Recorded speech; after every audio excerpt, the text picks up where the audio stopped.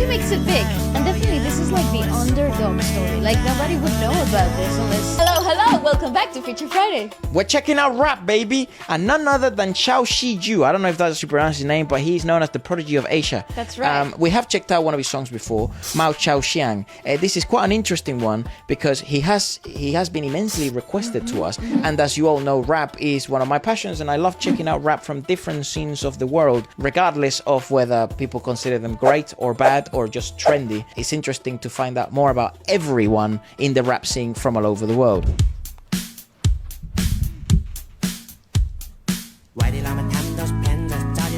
I love when we have lyrics.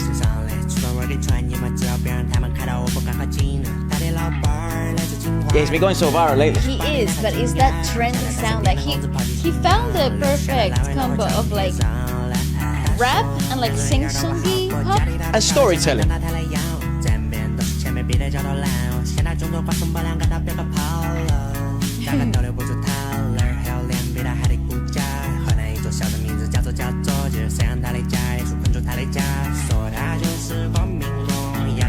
Oh, interesting, I see.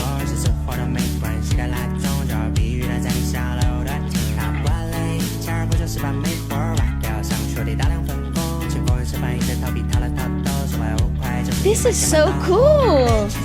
I like how he's bringing so many elements of cultural essence into it. Red bills are the big notes in China, I think.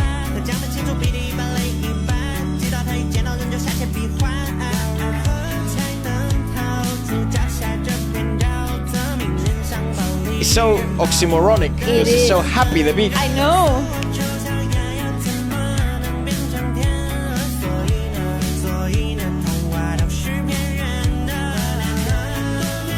Oh, big up Henan. Jesus.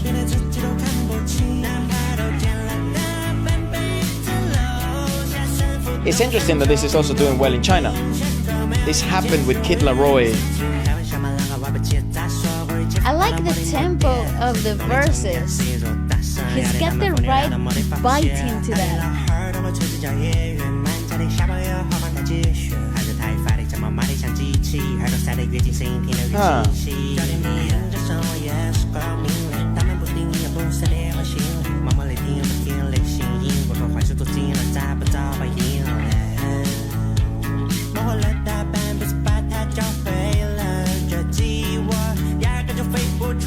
I like the imagery. The imagery is cool. The lyrics are...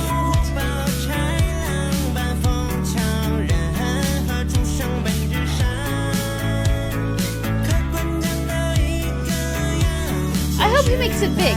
This is a really cool way to express so many things. A brand new sound. Agreed. And unique stories, yeah?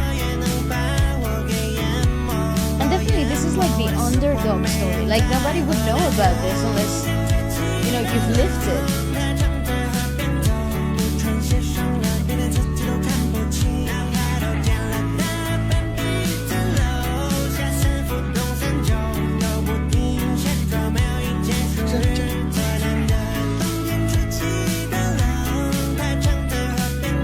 The chorus is so catchy. This is fantastic.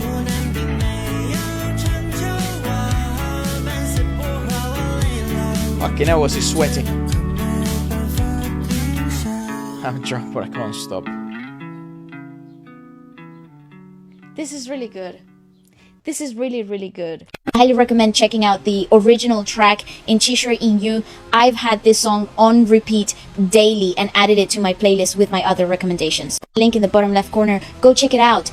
It's interesting that this is... I mean, we have seen both sides of rap lately in China, right? We saw the previous Chinese rap show. That's a lot more like, straight down the pipe, straight up rap. And this is more singy-songy rap. Actually, I would consider this more to be like urban music than it is rap, still per rap. se. Yeah, still rap.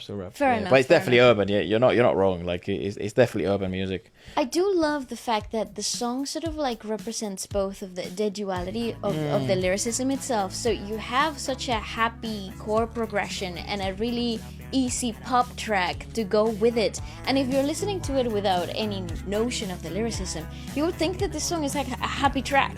Like it has that bounce on the step sort of beat. And it's really interesting to see how the lyricism opposes that completely, you know? Yeah, I mean, because the story is essentially two stories in one. The first is a construction worker whose boss runs away after owing him 3 years of wages, and whose wife has also left him. He is in the gutter, and forcing him to work 2 jobs to support the old and the young in his family. And then the second story is the daughter of a worker who endures life's pressures and is bullied into fucking depression, exhaustion, using all his savings without seeing any improvement. Which, you know, these are very real stories. This is what I mean. Yeah. He is essentially a storyteller, and this happened before in a story about his grandma, right? That's right. The things that he's reminiscing of his grandmother because she had died in the previous song. It's intriguing because there's many cultural references. For us foreigners, maybe they go over our heads, so it's important that we analyze these things. And most importantly, sometimes it happens that other people, it also goes over their heads, and other foreigners might like this. It has happened a lot this year, where in China, Chinese rap songs have gone viral on Instagram Reels and other platforms here in the UK and the US, just in the Western world, and they don't know what this fucking stuff means. So they can come to videos like this and analysis like us from music reviewers and understand the meaning. In Jiaoshu, I don't know if that's how you pronounce it. It's a place in China which experienced that huge amount of population loss, and that's what he means by unfinished building. And then in the lyrics it refers a ton to incompleted structures left behind, and this is the story of the boss that leaves the place without paying people's wages. In the process of urbanization, unfinished buildings were a very common phenomenon, and it led into, you know, debt problems, people being unpaid. So like people having to migrate from the towns going into bigger cities to find work, right? And that's why he's so sweaty in the video, to sort of symbolize the hard work of the labor workers and the migrant workers that were working on these buildings.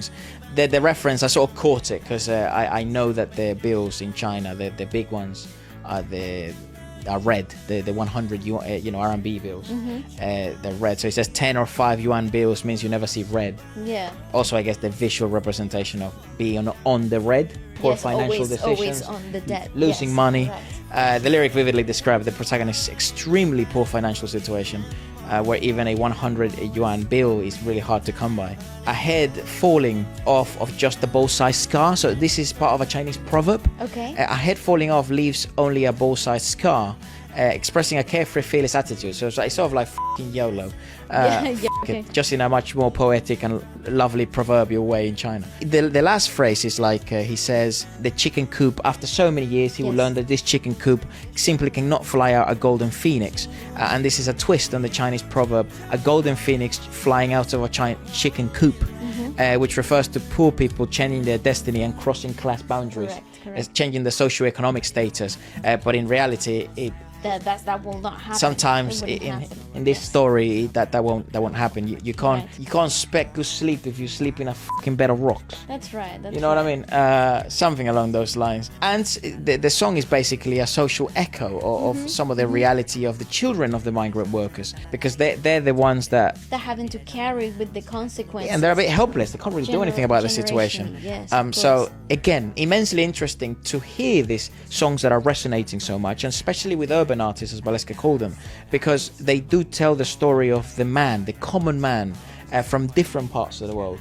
And this is why it's so passionate to me to learn about urban music from different parts of the world, because they tell much more than a musical story. They tell stories of real people in different parts of the world. Also, this is something that the scene needs innovation. You need to be telling the stories of the people in a way that is accessible to absolutely everybody. I agree. So I champion this. Let us know what you thought about it, and perhaps any other rap songs that are kicking ass at the moment. Adios.